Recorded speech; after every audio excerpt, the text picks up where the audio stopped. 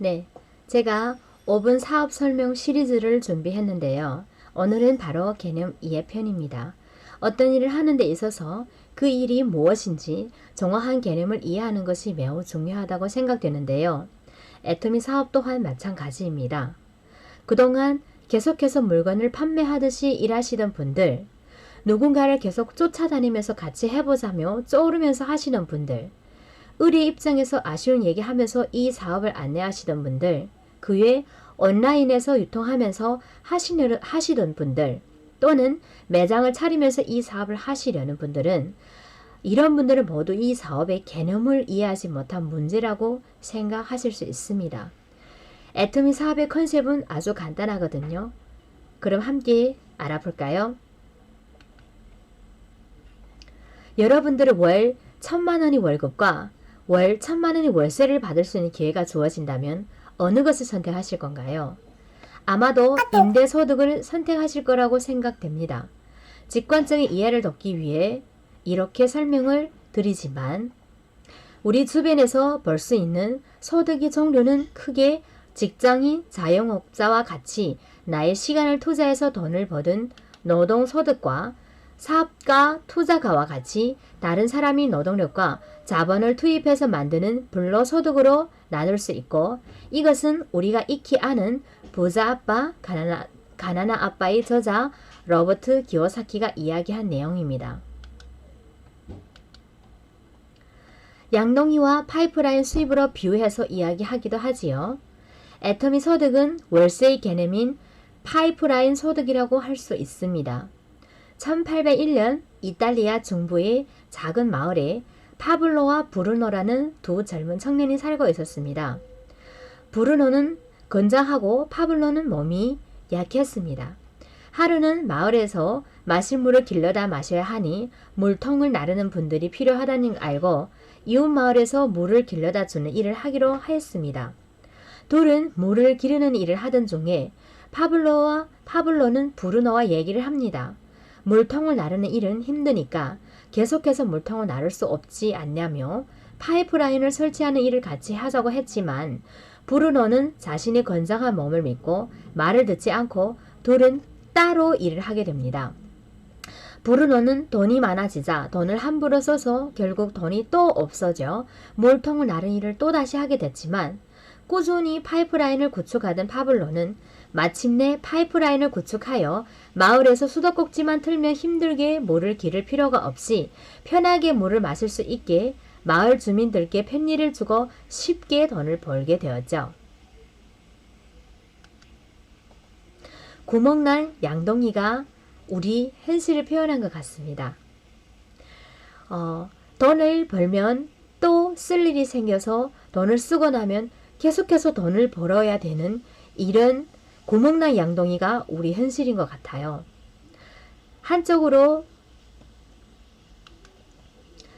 당신은 양동이를 나르는 일을 하고 있나요? 파이프라인을 구축하는 일을 하고 있나요? 세계 갑부 워렌 버핏은 잠자는 동안에도 돈이 들어오는 방법을 찾아내지 못한다면 당신을 죽을 때까지 일을 해야만 할 것이다 라고 말했습니다.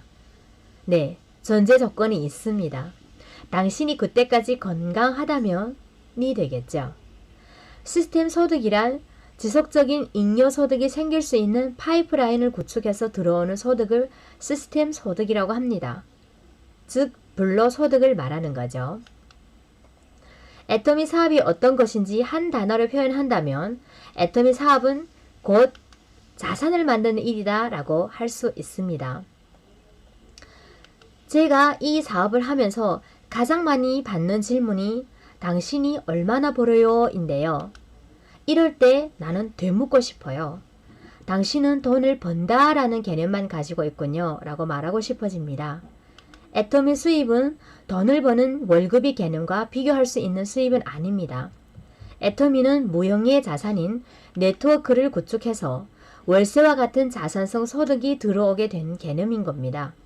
애터미 소득이 얼마나 들어와가 옳은 표현이 되겠습니다. 애터미가 그냥 물건 파는 일 같은데 무슨 자산성 소득이 된다는 거야? 라는 생각이 드실 수 있겠는데요. 어떻게 회원 구축이 자산이 되는지에 대한 이야기를 구체적으로 해보겠습니다. 네, 우리 모두는 아침에 눈을 떠서 밤에 잠들 때까지 매일매일 태어나서 죽을 때까지 하루도 빠짐없이 무언가를 소비하면서 살아갑니다. 특히 단 하루도 빠짐없이 쓰게 되는 것이 바로 생필품인데요. 치약, 칫솔, 비누, 샴푸 등과 같은 생필품 소비를 4인 기준으로 월 100만 원을 쓴다고 기초하였을 때 10년이면 1억 2천만 원을 쓴다라는 겁니다. 가전제품으로 비교하면 10년 동안 총 2천만 원을 드는 금액인데요. 네, 가전제품을 따져서 어떤 것이 좋고 싼지 꼼꼼히 따지면서 생필품은 그냥 생각 없이 쏘은 것이 아닌가 싶습니다. 이 생필품 소비를 바꿔서 마트 체인지를 통해서 자산을 구축할 수 있다면 여러분들 어떠하실까요?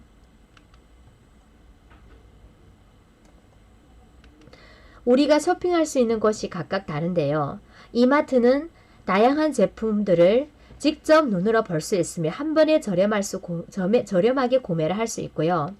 CU는 국내 어디서나 볼 수 있게 편리해서 좋고요. 요즘 핫한 새벽 배송 서비스를 이용하는 두 업체를 비교해봐도 각각이 추구하는 바가 다르다는 것을 알 수 있습니다. 그렇다면 애터미 쇼핑몰에서 우리가 기대할 수 있는 것은 무엇일까요? 그것은 바로 수익 창출의 기회가 있는 쇼핑 채널이라는 것입니다. 저렴한 쇼핑, 편리한 쇼핑도 좋지만 우리가 매일매일 사용하는 생활 필수품을 통해 수익 창출이 가능하고 그것을 원하는 분이 있다면 애터미 쇼핑몰을 선택해 보시는 것이 좋겠죠? 네, 일반 쇼핑과 애터미 쇼핑이 있습니다. 네, 일반 쇼핑을 보면은 생산자에서 소비자까지 광고, 총판, 도매, 소매 등 유통 단계를 거칩니다. 네, 이 유통 단계에서 특히 광고비는 30% 정도 차지하고요. 총판, 도매, 소매를 거치면 생산품 원가가 굉장히 많은 차이를 보이는데요. 애터미 쇼핑몰을 보면은 이 생산자에서 우리 소비자까지 애터미라는 플랫폼으로 직접 연결시키다 보니까 이 중간에서 일반 쇼핑에서 생기는 이 유통 마진을 우리 회원들에게 입소문을 통해서 이 제품들이 나가기 때문에 입소문을 통해서 제품들을 안내한 회원들에게 매출의 35% 이내에서 수당으로 드리는 것을 우리 직접 판매 수입의 원천이라고 볼 수 있습니다. 2019년 대한민국 총 광고비가 연 12조 원이라고 합니다. 여기서 공유 등등 이분들은 누구나 이름만 들어도 알 수 있는 이런 분들이죠. 이분들이 광고비의 대부분을 가져간다는 겁니다. 그리고 대형마트, 납품업체 상대로 폭리, 마진율 최고 55%라 했는데 이마트, 롯데마트 이런 업체에서 보면은 마진율이 45.5%라는 건 유통 마진이 중간에 어마어마하게 붙을 수 있다는 걸 볼 수 있고요. 애터미의 지난해 재무제표를 보시면 총 1조 3,300억 원의 매출 중 연 3,654억 원이 매출 애누리 항목으로 즉 광고와 유통에 노력을 한 소비자에게 돌려주었다는 것을 확인할 수 있습니다. 이러한 돈을 받을 수 있는 기회가 쇼핑 채널을 바꾸는 것을 통해 시작될 수 있는 것이죠. 애터미 쇼핑몰의 제품군은 건강과 미용에 특화되어 있습니다. 애터미 효자 제품 해머힘은 6년 연속 건강기능 제품 중 부동의 매출 1위를 차지하였고 단일 제품으로 누적 매출 1조 원을 달성한 제품입니다. 화장품은 브랜드별로 애터미가 5위에 차지하였고 우리가 익히 알고 있는 브랜드들도 굉장히 많죠. 다른 점이라면 애터미는 광고비 하나도 들지 않고 이 매출을 올렸다라는 것입니다. 2017년 출시 이래 1년 사이 총 판매량으로 비교하니 9초에 하나씩 팔려 나갔다고 하여 9초 화장품이라는 앱솔루트 화장품이 있습니다. 이렇게 우리는 쓰고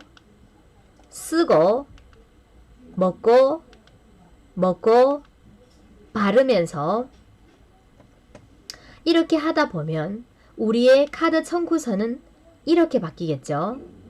그동안 우리 습관처럼 사용하던 소비 습관을 애터미로 바뀐 것을 알 수 있습니다.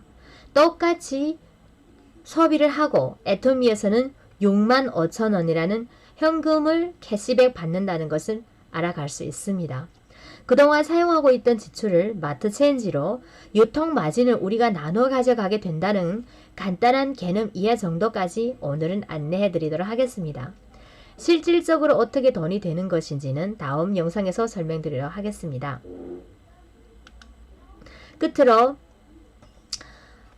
파이프라인 책의 헌사를 읽으면서 마무리하도록 하겠습니다. 파이프라인 하나는 월급 봉투 1000개와 맞먹습니다. 파이프라인을 구축하십시오. 파이프라인을 구축하는 지혜와 그 지혜를 다른 사람들과 나누겠다는 열정을 지닌 모든 사람들에게 이 책을 바칩니다. 라고 했습니다. 네, 감사합니다.